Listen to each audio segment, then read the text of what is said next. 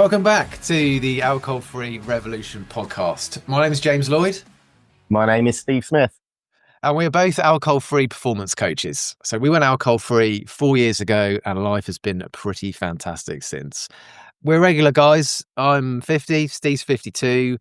And life has changed since we both went alcohol-free. So we set up this podcast to try and encourage other people to make the same jump that we've done. Don't be afraid to do it. Life is so good. You lose nothing and you gain so much. Come and join us on the fun side of the island. Going alcohol-free is about expansion, not restriction. Life just gets bigger and better. Right, Steve? What an intro. What an intro. That's the quote of the century. I can't even remember it. Expansion, not restriction. Expansion, not restriction. There you go. Fantastic. Yeah, I'm pretty good. Had a decent week. How about yourself? Oh, it's been brilliant. Absolutely brilliant. Like I said, I'm just full of energy, full of life, happy, energized. I'm sure the listeners can hear in our voices this, how happy we are. Anyway. Not bad for a 50-year-old. I can mock you now that you've joined the group. Yeah, indeed. Well, you'll always be a couple of years ahead of me, but there you go. What do you want to talk about this week? Well, I thought we would have a chat about, I guess, what we would call social influence. What we all believe about alcohol. The world around us is absolutely drowning in alcohol. Why is the planet obsessed with alcohol? Part of it's marketing, large part of it's marketing, part of it's our culture, part of it is what we've grown up around, but all of our beliefs about alcohol, all the things that we think are true, like it's an essential social lubricant. It helps me switch off. It helps me unwind at the end of the day. I love the taste of a nice glass of wine. All these things we tell us about alcohol, where do those things come from? And I thought we could unpack that a little bit today, Steve, because it's a huge topic. Because at the very nugget of it, I think if it wasn't for social influence, we just wouldn't drink the way that we do. We wouldn't, as a society, we would not drink the way we do if it wasn't for the world around us and a lot of the marketing messages. So what do you think about that? Totally agree with you. I think, we could run this episode for a week, I'm sure, but where does it begin? For me, it begins with almost at the very first moments of life, right? You're introduced into the world, and as soon as you're out of the hospital, the very first thing you're starting to see is people with big smiles on their faces, toasting your entry into the world, wetting the baby's head. And what do? We socialize, and we do that with a glass of champagne or a few drinks with everybody else. And that's the first thing we kind of see. And we're accustomed at that age to just react to those big beaming faces and the smiles, and there are our cues. So it goes from there, and it spreads the way through until long after we've left, when we're toasted on our way in exactly the same way. And I believe it's pretty much everything that falls in between. You touched upon there a second ago, I'm sure we'll discuss this in greater detail, but the taste of it and the fact that we say we love the taste of it. If everybody thinks of their first taste of alcohol, I can remember my first taste of alcohol, and I can assure you I didn't very well like the taste of it. It was pretty damn awful. But yeah, it's everything that falls in between. It's a big subject. I always like to kind of give, when I'm working with people, I always share my experience of how my beliefs about alcohol were shaped. And you touched on it there about, right from the moment we're born. For most people, our fundamental beliefs about anything, doesn't have to be alcohol, are generally formed between the ages of about 7, 8, 9. That's where most of our opinions and our fundamental beliefs are formed. And this is definitely true of alcohol. And how it was for me was when I was growing up in the 80s, my parents were quite big drinkers. I wouldn't say that they weren't problem drinkers, but they were big socializers. They went to a lot of parties in the 80s. They used to go to the pub on a Friday night and a Sunday lunchtime. So over that period of time, I kind of grew up just seeing my parents having fun around alcohol. Whenever my parents had smiles on their faces and they're enjoying themselves and having a great time, alcohol was there, and vice versa. Wherever there was alcohol, my parents were having a great time, and that extended to their friends as well. So as a kid, what I was learning was that if you add alcohol to any situation, it's more fun, and I definitely carried that around with me until I unpacked it all when I was about 40. I started to question, well, is alcohol fun? because you get all the downstream effects as you get older, all the anxiety and the weight gain. And I could go on for hours about all the downsides of alcohol. But maybe when I was a lot younger, in my teens and my 20s, alcohol was fun, because the other thing I learned as a fundamental belief when I was a teenager was that it helped me fit in socially. I was a bit awkward kid, as a lot of people are. They're kind of trying to fit into the social group, and when everybody else is drinking, and it helps you fit in, helps you become one of the group. And I kind of definitely found myself socially, when I was kind of sort of 16 onwards. So that was the other belief. One, it was fun, and one, that it helped me fit in. And for the next kind of 20 years on from that, that was locked into my brain, and I never questioned it. Yeah, it's Was it? yeah, you're right. I mean, that age when majority. I mean, I don't know what age you were when you first tried alcohol. I was probably around 15, I think, maybe as terms of tasting it younger, but in terms of actually having a drink, I would have said about 15. And let's be honest, who's not socially awkward at that age? Who's not trying to find their way into society and fit in and so on and so forth? So it becomes such a ingrained in us socializing with our friends, and we take that from our parents. Likewise, my parents were not problem drinkers at all, but we had a bar in the house. My dad had a proper Del Boy style bar, and we, with both my parents being from Scotland, it was a real. They were so social. We lived on an estate, and we had people round. I remember summers being really hot when I was younger, and I always remember parties in the garden, and some of them went on very, very late, and we were just kids, and our fun, we associated that fun because we got to stay up late because the parents were all having drinks out in the garden, but it was always fun. It was never trouble. Once we had some pretty epic birthday parties, Christmas parties, New Year, etc. But but it was pretty. Yeah, that's kind of just basically how I remember it. And then moving on from there, it grew through life, I suppose. Yeah. Do you know what? Just for listeners' benefit, before we started this podcast, we didn't really know each other that well. So, but what you're talking about is exactly how I grew up as well. Yeah. Same with me. My parents were kind of like, we lived in where we lived. We lived in an estate as well, where every house had kids of my age. We all went to school together. Parents kind of all grew up together. And there was loads of barbecues and pies and things like that. My dad actually, they didn't have a bar in the house. He did brew his own beer, which I remember drinking a pint of it when I was about 14, and I was absolutely battered. But yeah, you kind of grow up in that really sort of social environment. But what you're learning is that alcohol is always at the center of it. I remember when my mum passed away 4 years ago, I remember looking back through some old photos that I'd not seen for like 20 years. And there was loads of pictures of my parents in the 80s at parties when they were in their 30s, and they were obliterated. And I could see all of the shit that was going on. And at the time, I just thought that was completely normal. But when I was looking at different eyes, I was a bit like, oh my God, my parents were absolute party animals. So Yeah. I kind of grew up and carried that can on into my own life. And yeah, only when it's got to the stage in my late 30s where I started to get that itch about something's not quite right. I just don't feel, I don't feel like this is really serving me anymore. That I started to unpack all of these kind of beliefs from when I was younger, because how alcohol serves you in your 20s is not how it serves you in your 40s. Things are different. The things that I can't remember the exact saying, but it's that idea around truth in the morning and not become lies in the afternoon. I can't remember who said that exactly. Maybe it was Carl Jung. I can't remember exactly. But the idea is that what's true in the morning isn't necessarily true in the afternoon. You evolve. But people just don't question, why they're still drinking. They do it on autopilot. And I guess that kind of gets us back to the original, idea of the show today, was to talk about something about social influence and cultural influences and the role of marketing as well, and how alcohol is positioned to us as that social lubricant. And it's changed over time. And we obviously both grew up in the 90s, as I was in my 20s in the 90s, as were you. And I think what a lot of people don't realize, particularly people who weren't there at that time, is there was a very distinct shift in the 90s of how alcohol was marketed, particularly to women. So if you look back to the 80s, what you didn't have alcohol in pink cans and things like this, and the whole idea of like mummy wine culture and ladette culture. That was something that was very specifically created in the 90s. There was a big shift towards targeting women, and that changed society fundamentally from that point on. That was where binge Britain began, because alcohol companies created that.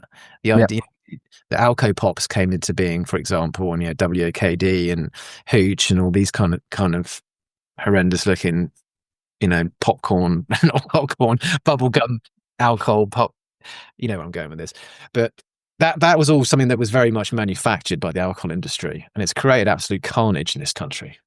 No, you're absolutely right. I mean, I think back to the original advertising that stuck out for me that I first start to remember when I was growing up, and it was the old, the Hofmeister bear and Sharp. Follow the bear. Exactly, and Harp stay sharp to the bottom of the glass, and Castlemaine Forex and Paul Hogan in the Foster's ads, and it was all the cool kind of Australian kind of laid back guy that's kind of manly, masculine, that kind of thing. But you're absolutely right, because actually before the 90s, certainly in the 70s and 80s, the pubs were separated. Women weren't allowed in certain parts of the bar.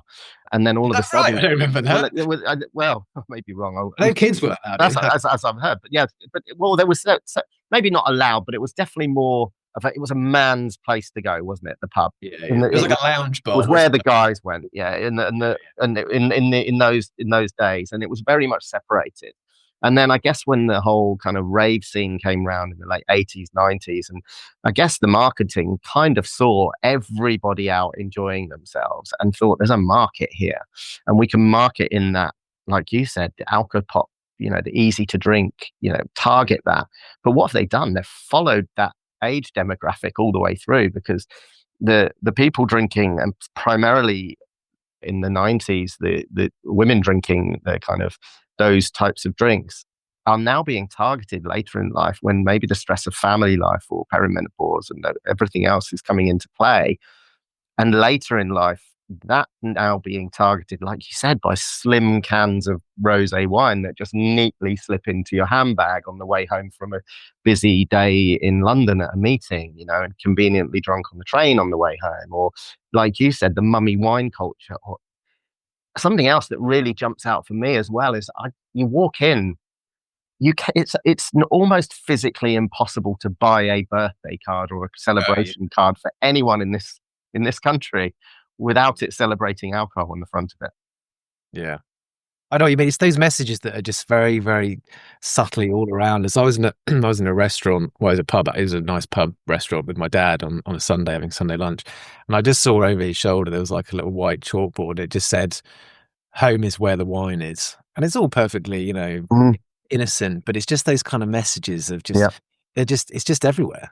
And that's why we don't question it, because it's so completely normalized. If it said on that chalkboard, "Crack cocaine is where the home is," a bit like, bloody hell, what's that about? But we don't question it because it's so socially accepted. And I think that's one of the reasons why that's why going alcohol free, or even taking a break, feels so unnatural and so terrifyingly scary to a lot of people, as it did for me, because it just goes against everything that you're seeing around you. And exactly right. I mean, I think if alcohol was brought to market today and it was new, or I often say to some of my coaching clients, if ever, imagine alcohol was brought onto Dragon's Den this week and marketed for what it was, it wouldn't be legalized. Of course it wouldn't. Not a chance. Not a chance. Yeah. And it's so, it's marketed as in such a clever and an influential way. And it's that subtlety, whether it be, obviously we're seeing far less alcohol advertising through mainstream media in terms of direct adverts now, and I guess a lot more reduced. And then obviously the introduction is that loophole in getting into that through alcohol free, certainly through sports, like we've mentioned on podcasts before. And it's there, but it's definitely not where it was in our operation. With the whole thing with alcohol, advertising 0-0 and alcohol free sport, I think I've had quite a lot of conflicting thoughts over over like the last year or two about how I feel about this, because in a way, it is increasing because these alcohol companies, let's take Heineken Zero for example, that sponsors F1. You know, clearly the size of their marketing budgets is increasing awareness and acceptance of 0% alternatives, but they're not doing it for that reason. They're doing it because it's getting their main brand on TV, and they're just attaching 00 to it. And I'll tell you, I went to an F1 race in Austria 6 weeks ago, and there were Heineken tents everywhere, Mm. and they weren't selling Heineken Zero. Yeah. There was an alcohol-free alternative, but it was like this kind of ropey old Austrian local zero beer. They were not selling at Heineken Zero. Yeah. And there's been a lot of research done recently, actually. Well, not a lot, but there's been some research done that actually shows that kids cannot tell the difference between Heineken and Heineken Zero. The zero part is completely lost. Lost on them. Yeah, and I think so. So in a way, they are driving awareness of zero, which is good. Yeah. Yeah. But they're also driving their own brands as well. Yeah. And again, it's, I'm kind of deeply cynical about the damage that the big alcohol are doing. So them all of a sudden coming along holier than thou, and sort of, try to encourage people not to drink. It's a bit like this, it's all the betting companies like bet responsibly and all this. And it's like, what? Yeah. It's, drink responsibly and all this kind of nonsense. And for anyone who's listening, the whole Drink Aware movement, the Drink Aware campaign, that's run by the alcohol companies, and they're putting the responsibility onto you for that it's your problem if you drink too much of the addictive substance that they're constantly trying to sell you. So Drink Aware, no, run by the alcohol companies. It is. Yeah, you're absolutely right. You're absolutely right. It's. I mean, I think you're hitting the nail on the head in terms of some of the alcohol-free sponsorship that's coming through. I mean, for me, being involved in sort of triathlon and Ironman, I think there's some quite solid advertising now. I know that a race I did recently was sponsored by Erdinger Alcohol Frei, and it was really. It was held in Germany. It was a race called Challenge Roth, and it was held out in Germany. And absolutely everywhere at the expo was selling only Erdinger Alcohol Frei. And they had the main one. They had the lemon, and they had the grapefruit, which I'd never seen before. And it was massive. Really good. Yeah, and it was really massively pushed. It was massively pushed. In fact, at the finish line, you had the opportunity to pour a litre glass of it over your head if that was your thing. But equally, a lesser known beer and a great beer called Athletic Brew. They sponsor Ironman, and they've been actively sponsoring Ironman out in the US as well. So they push it from the health and lifestyle well-being part, and also with Erdinger Alcohol Frei being almost marketed initially as an isotonic drink as well. That's really great, and I love that message that sends across. But I agree with you. You tune into the Six Nations, and you'll have a huge Guinness spread right across the centre of the pitch with 0.0 very small in the corner, but. I'm torn as well. I think it's progress. I think it's absolutely progressive. Certainly better than JPS on the F1 cars back in the days, Marlboro and everything else, and really pushing. So I think we're definitely moving in the right direction, which I think is really good to see. We're kind of swinging into talking about the social side of things as well. And how was it for you as a guy growing up around drinking? Oh, well, it's aspirational, isn't it? This is part of the thing. When I was a kid, my parents were relatively open with me drinking. They weren't sort of, oh, don't drink, because they were doing it all the time. They were kind of, when I got to like my early teens, they were kind of okay for me to start sort of trying it a little bit. But when you were a little bit younger than that, when I was talking about that age group between sort of 7 and 9, I think the message that a lot of people get from their parents is, well, you can't have that. That's an adult drink, or you can have that when you get older. So what happens a lot of the time is the message that we're giving to children is that it's aspirational. It's something that you can have when you're an adult, when you're a grown up. You get to have this, really great elixir of life. So it becomes something that we aspire to do. I'd say that was my experience. Like I said, my parents were relatively big drinkers, probably more so as they got older. But yeah, my dad was always brewing his own beer and out at parties a lot. So I saw it all the time. It's definitely something that I was aspiring to do. I think I might have been a bit younger than 15 when I actually I remember when I first got drunk.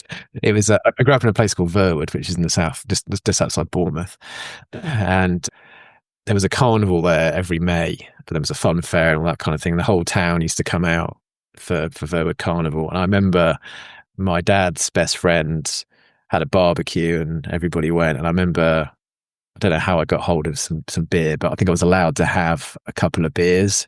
And I remember just that first time getting absolutely hammered, and my dad like walking me home from a friend's house where I couldn't just even walk in a straight line, and then just being horrendously sick. And that's a story that everybody can tell. But I reckon I might have been maybe 13 or 14. I'm not even sure. I was as old as 15, and it kind of just carried on becoming more regular after that, really.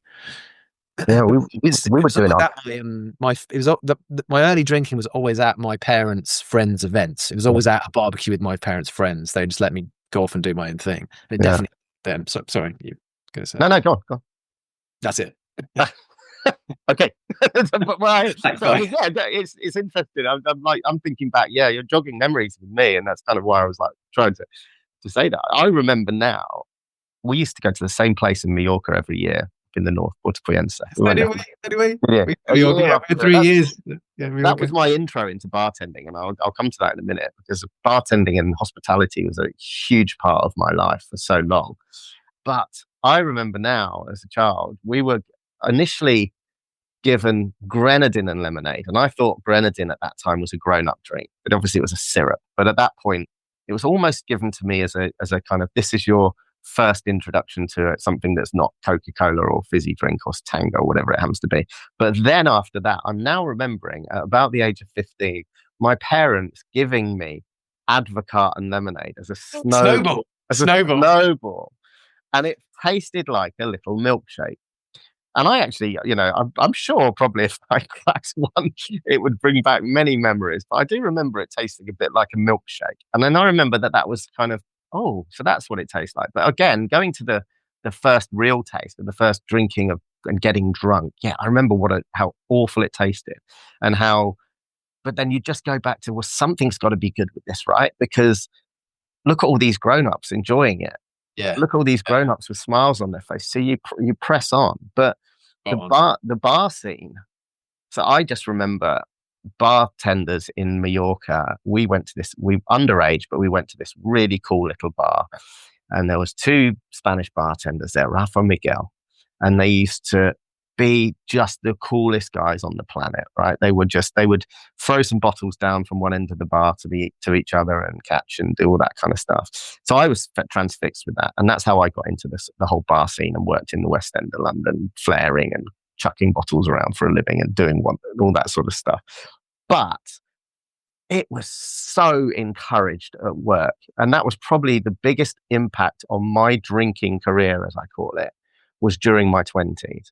We were just seen to, if we weren't drinking, it wasn't cool. We would drink when we were working. We would drink often before we started work. We would certainly drink after work until the early hours, often through the night. And I remember an old manager of mine when we came into work who would say to us, and his phrase used to be, if you were hungover, he said, get a Bloody Mary down you. If you're going to be a bear, be a grizzly.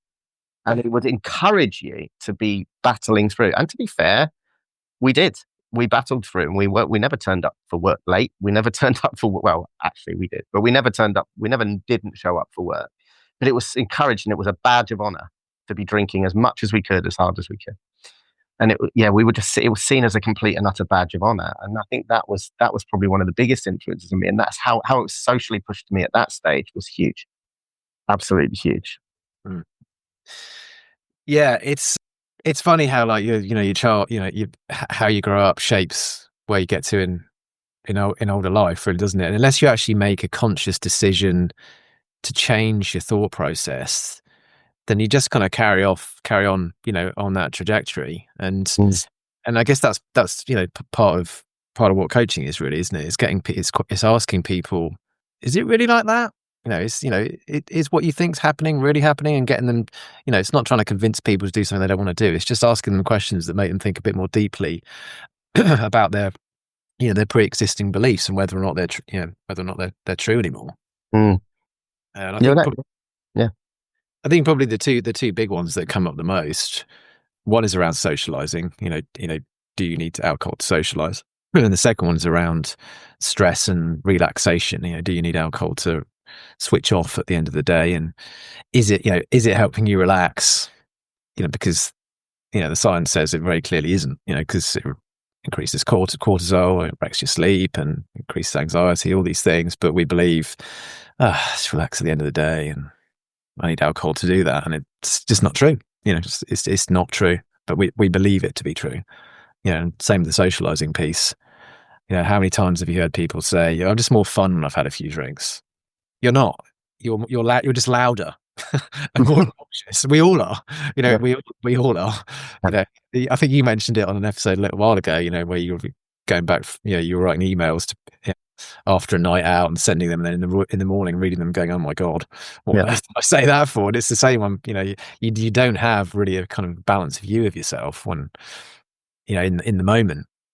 Yeah, I actually, and it makes my skin crawl. I actually found an old video on my camera roll from 7 or 8 years ago, and it was me with a group of mates up in London at a bar, and I was well gone. And I watched it back, and I almost genuinely could not recognize myself. Really? It was really eye opening, and I think, like you said, it's at that moment you feel more fun at that moment, and you, with the people you are with, you possibly are, because everybody else is in the same state. But I think for me, it's when you go alcohol free, the next day you can kind of almost remember the punchlines and not have to apologize for them, if you know what I mean. So you have that fun, but you're all present for it and you feel it. And I'm not suggesting that it's not a social thing, but like you were just saying there, that thought that I need it to socialize is very different, because it's a 20-minute relaxation. It's a 20-minute social crutch that just wears off after that 20 minutes and leaves you then chasing that original feeling. And I often say to people when I'm coaching them is actually, how often do you, when you're drinking, particularly on a hot day, if you're heading to the pub, you're going to meet people, you're actually probably getting a lot of the buzz about that first drink on the way to the pub before it's even past your lips, because that's what your kind of imagery of it is. But then if you then picture that 10th beer of the night that's sitting flat, half finished on a dirty bar table surrounded by empty crisp packets, it probably doesn't have the same appeal as the first one that you kind of were thinking on the way there. Same allure. Yeah, exactly that. Right. I think sometimes I've used this kind of term before, and it's one that Andy Ramesh used to use when we were training a lot, is when you're inside the jar, you can't read the label. And I just think that is so apt. And I've kind of noticed it a few times relative, over the last kind of couple of years or two, about some of the things that we do when we're drinking that we just don't question because they're completely normal. And I remember a couple of summers ago being out with my best mate who still drinks, and it's absolutely isn't criticism of him, because I love him to bits, but when we used to go out drinking together, we'd regularly drink 10, 12 cans of whatever we're drinking on that day. Maybe it's Stella or Thatcher's or something like that. Now I'll probably have 2 or 3 non-alcoholic beers over a 2-hour period, but he'll still drink 10 cans, 12 cans in a session. And I look at that and I just sort of think, 12 cans of, 12 pints. When you think about that rationally, it's crazy. But I wouldn't cross my mind as being in any way an unusual thing to do, a perfectly normal thing to do. But you wouldn't go and drink 12 pints of water in 6 hours, would you? You just wouldn't, But so when you look at it and you examine it for what it really is, it just looks really weird. But in the eyes of everyone else around, it's nothing like that. Perfectly normal. Okay, maybe 12 pints is excessive for some people, but you know what I mean. Maybe it's a bottle of wine, but it's still a lot to consume of something. Because the alcohol is what's driving the the dehydration that's making you drink more. It's the diuretic. It makes you pee more. You take you're flushing out more liquid than you're putting in, and all that kind of thing. But it's such an unusual behavior when you take a step back and you're outside of the jar and you're kind of looking at it for what it really is. So true, so true. And it's that, for guys as well, it's certainly in our culture and our the age that we drank in, it's that link to being the masculinity and that bonding, anything sport related, anything, if you play golf, if you go to the pub, and it's that banter, and Mm. it's just, I think that's changing to some degree, but I certainly think it was, that work hard, play hard, drink hard. And when growing up, the turning around and saying no to a drink, it didn't go down particularly well, certainly in the early 2000s, late 90s. You mentioned it there earlier about F1 and JPS and all that kind of thing. I read a book a year or two ago. I can't remember which one it was, but it basically was explaining the kind of the history of alcohol advertising. Mm-hmm. Thing that I didn't know, and probably a lot of people don't know, is that in the late 70s, when attitudes towards smoking was starting to change, only just starting to change, a lot of the cigarette companies, like British American Tobacco, and I can't remember name two or three of the other ones, but they did two things. They bought up the alcohol companies. So Anheuser-Busch, which is the biggest brewer in America, was bought by one of the tobacco companies. I can't remember which one it was, Philip Morris maybe. Yeah, Philip Morris. Yeah. And they also started buying up a lot of food companies that now churn out UPS ultra processed garbage. And essentially the model that the cigarette that now applies to the alcohol industry and to the food industry is the cigarette company's playbook. So addict people, and then, a lot of it is sponsoring sporting events as well, particularly in the case of the alcohol industry. So if you go back to the 70s and 80s, where you had F1, you just talked about with JPS, and Embassy used to sponsor the Embassy, Rothmans used to sponsor a lot of the football. There used yeah, to be Rothmans yearbook that used to come out every year. There's all yeah. of football statistics and all that kind of thing. Now that the cigarette companies have fallen into the background, they've basically given the playbook, the marketing playbook to alcohol, and that has replaced a lot of cigarette sponsorship within sport. Because if you think about it, cigarettes or alcohol do not belong in sport. They're inserting that into what is a tribalistic pursuit, particularly with football, and to an extent rugby. It's groups of people getting together as part of a tribe, which is one of the most fundamental things that we do as human beings. We get together as a tribe, and all of a sudden we've inserted alcohol right into the very heart of that. And alcohol in particular is obviously intrinsically linked to football and to rugby. Mm-hmm. And again, this isn't something that happens by chance. This is all very clever marketing by huge multinational organizations, and I think it's quite insidious. It's huge. You hit the nail on the head. I mean, in terms of it's wherever we gather, right? So if we're not gathering at a football match to watch it in the stadium, we're gathering in a pub to watch it in the pub. And if you're gathering at home, what do? You buy in a case of beers, particularly if it starts to move into the bigger sort of international matches. I'm not a huge football fan myself, but I remember, in the 90s watching the Euros and watching the World Cup, and that's all we'd do is get cases of beer and sit and watch in front of the TV. But so if you're not socializing in the pub, you're socializing at home, and it brings that in with it. And also, we talked a little bit earlier about how the marketing of alcohol towards women has shifted from the early days of the Bacardi Breezers through to the slim cans of gin and tonic and fancy looking gins as well in your bag.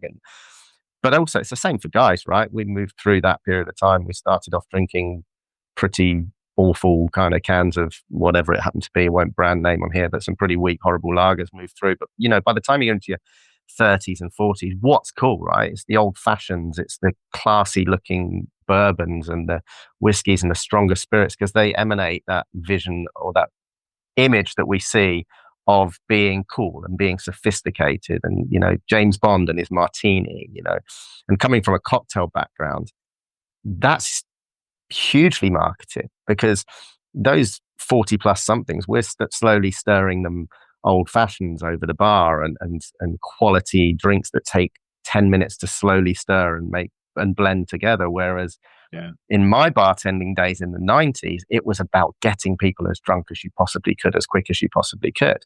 I worked in central London in Leicester Square, and it was all the city boys coming in on a Thursday night. They would pile in.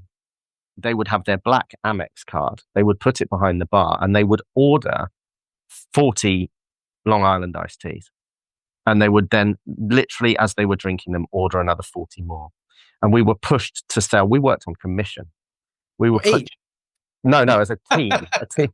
Well, probably by the end of the night, not far off it, to be fair. But a whole team of guys, traders that come in, they'd had a great day in the market. They've come in, they just didn't care.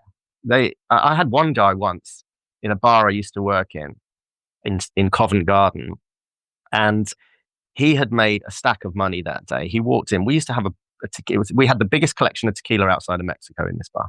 And he walked in and he ordered a shot of this tequila called Jose Cuervo Coleccion, Reserva de Familia. I remember it well. We used to sell it for £100 a shot. He ordered a shot of it and poured it in the plant pot just to annoy his boss that had just basically sacked him and he hadn't cancelled his company card. So the kind of behavior that went on during that period of time, we used to get people lying on the bar tops, making flaming Lamborghinis, pouring drinks down them, setting them on fire. And it was literally romanticized. Just get as drunk and as hammered as you possibly can. And then it moves through to that later stage in life, like you say, and it's more sophisticated. But you're still knocking back 40% spirits. Yeah. And it's just marketed slightly differently. That's the thing, isn't it? When you strip alcohol back to what, because one thing that doesn't change is what alcohol is fundamentally. It is a poisonous liquid. If you strip away all the marketing, all the nice bottles, all the bullshit that we believe about it, and you look at alcohol fundamentally what it is a toxic, poisonous substance, that according to the World Health Organization causes cancer. So that isn't going to change. The only thing that we can change is how we perceive it and how we view it and how we dress it up. And alcohol, I always think, is like the emperor's new clothes.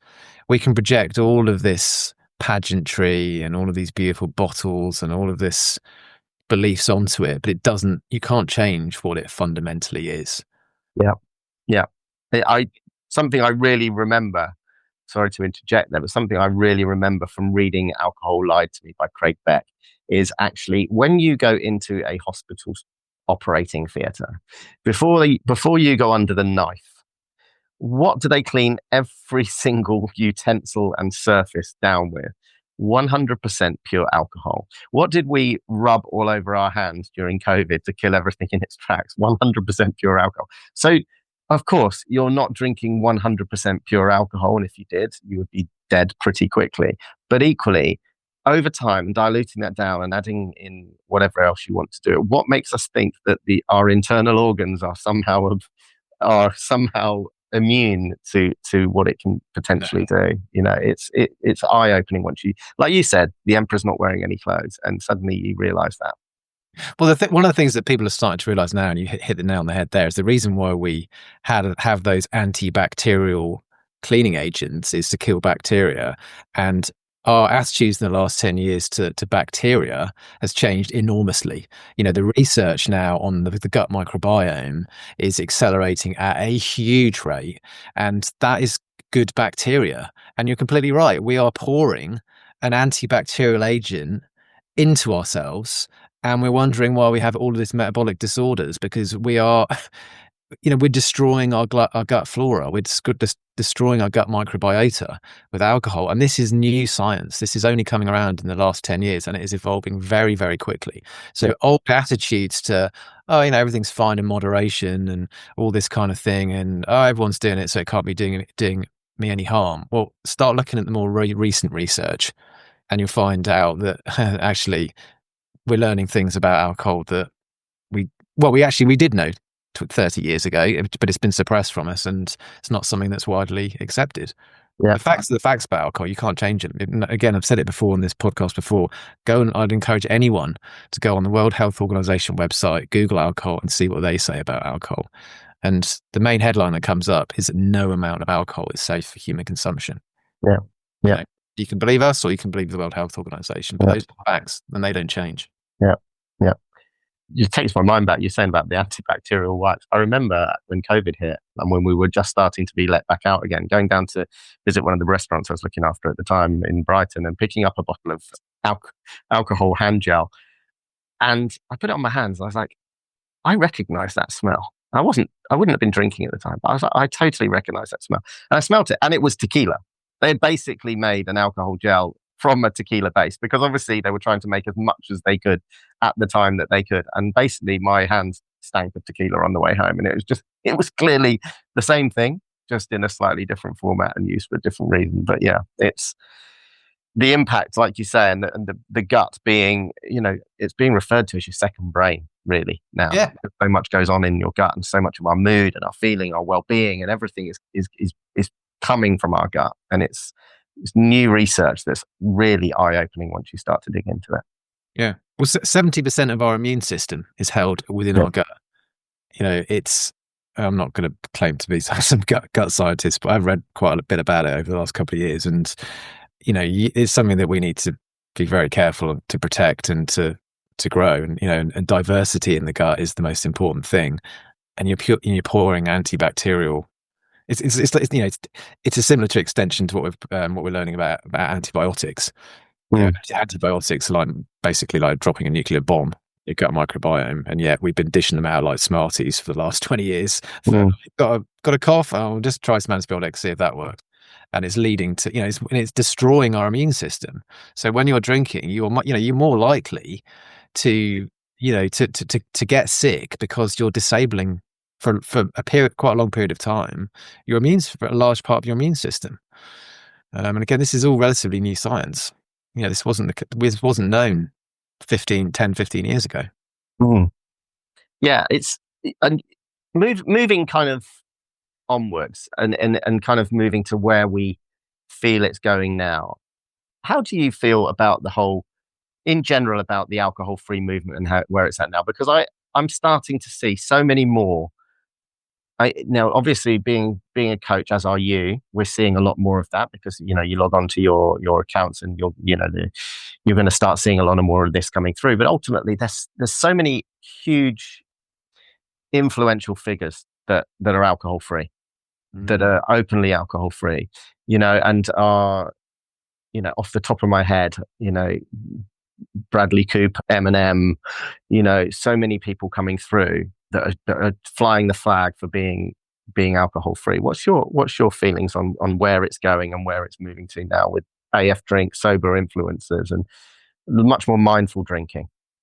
Well, I think alcohol is where cigarettes were 15 years ago. So at the period where the smoking ban came into effect, which I'm sure you can remember, where you weren't allowed to smoke inside anymore, that's where I think alcohol is at the moment. I think it's about 15 years behind. So I've mentioned it several times in previous episodes in this pod about the NHS 10-year plan that's been introduced. That, whether or not this happens and how quickly it happens, I don't know, but they've committed to having cigarette style warning labels on alcohol. And I think that will make a big shift to make people question, maybe this isn't quite what I thought it was. And I hope that will have a big impact on people's drinking behaviors. But yeah, I think the world clearly is changing. There's some of the statistics around the size of the alcohol-free market, and the amount of people who did dry January. It's 29% of people. It's a third of all men did it last year. All this kind of thing we've spoken about as well. The cultural shift where younger, 39% of under 25s don't drink. So yeah, clearly it is something that is, becoming a very, very mainstream very quickly. So yeah, I think it's growing hugely. I think it's hugely positive. That's why we're here. And yeah, I think it's only going to grow. I'm just interested, looking through that and looking through coming back to the number of celebrities and public figures that are alcohol free. I'm just flicking through some of them now, and some of them really jump out, and big names here. I mentioned Eminem, Bradley Cooper, Daniel Radcliffe, Robert Downey Jr., Tom Hardy, Cristiano Ronaldo, Andy Murray, Tony Adams, Elton John, Lana Del Rey, Russell Brand. It just goes on. Anthony Hopkins. I mentioned Russell Brand. Well, not Russell Brand. Scrap that part. Okay. Other questionable behaviors. Jimmy Savile. Rolf Harris. Okay. Yeah. Okay. There's a certain amount of Googling going on here, and maybe I should. Henry Weinstein. Henry Weinstein. I probably should stop now. You probably should. Yeah. You probably should. I'll finish with Joe Wicks, because there you go. So there's some huge names there within the alcohol-free community. You're gonna get us cancelled. I know. Jeffrey Epstein, Donald Trump. I'm not sure about the last one there. I'm not sure about the last one though. But yeah, it's you and McGregor. There you go. Right, let's stop there, shall we? I know what you're saying. And you know what, Yeah, though? On that note, though, I'll tell you you've who really does thrown just me. quickly, who really does piss me off? David Beckham. Beckham's got his own whiskey brand, and he's now the brand ambassador for Stella. Yeah, You really need to do that. You know, you've I got know. loads of cash. You've had an amazing career. You've got some kind of knighthood, I think. Do you really need to be advertising alcohol, David Beckham? I'm Or with you on that one. yourself I'm out? totally with you on that one because he's someone I've always held in really high Yeah, regard, me too. and it really frustrates me when I see those adverts with Stella particularly. Not that it should be. It doesn't matter the brand, but I just think it's actually not. Don't need He to do doesn't it. even fit that. He doesn't even fit that brand image of Stella. You No. know, it's not. It's just, what is the risk of getting into deep water. What was our grown up brand image of Stella? And David Beckham doesn't fit into that. And I just think you're absolutely right. And I just think it's a bit disappointing, really, Yeah. because I think in 99.9% of his life, he's a role model, and he's a role model for the kids, and and he was a role model in the way he, I think the documentary, the way he bounced back from some of the things he had to go through, and Yeah. yeah, It just it's a feels a real bit shame. sellout, doesn't it? Yeah, it does. It does. Yeah, you're absolutely right. You're absolutely right. So it's been an interesting chat, and I love the way we wound up there. And so we may be back next week unless we get some call to let us know that we're not allowed to broadcast anymore. But I don't think we're that big yet. But it's been I don't think Donald Trump's listening somehow, but I don't think he is. And if he is, yeah. Donald, if you are, like, and please give us a. Well, maybe don't put your name on it, but give us a 5-star review and Yeah. share it. But be careful who you share it with. Brilliant. So before we wrap up, James, remind the listeners where they can get hold of you if they want to catch up with you further. Well, I'm predominantly on LinkedIn, so I post alcohol-free insights Monday to Friday. You can also go to my website, which is alcoholfreecoach.com. Please drop me a line, book a meeting to have a conversation with me. I'd love to talk to anybody about alcohol, share some insights, carry on this conversation.